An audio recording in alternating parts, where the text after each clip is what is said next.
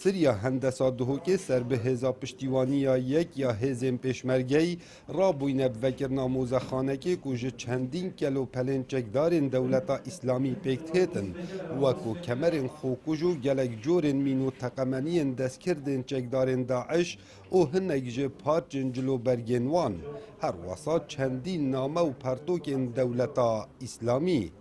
اف کارشی ما یکی رش بوی هنده خلک ما پاراستی بید و جورا تقمنی ها ببینید و بزنید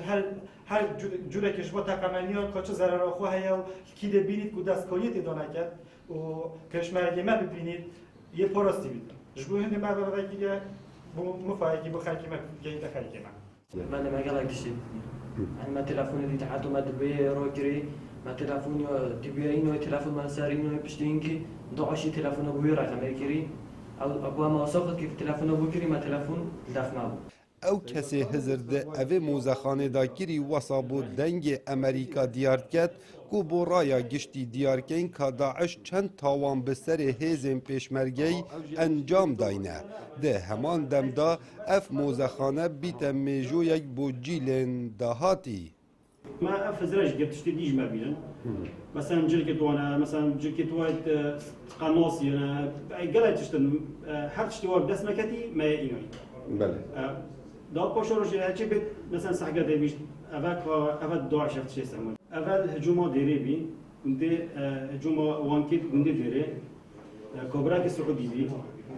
اف حزامات بر بی بریندار بی ویا خب بقیدن سپاس به خودی نشو خب بقیدن جماعت ما گشنه روید خالد جیوکر و یا اینه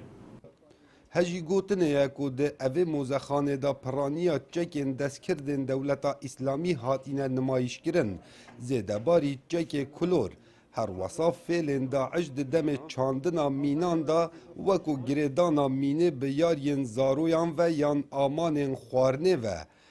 هر وسط هیتا پیشبینی کرن که اف موزخانه برفره بید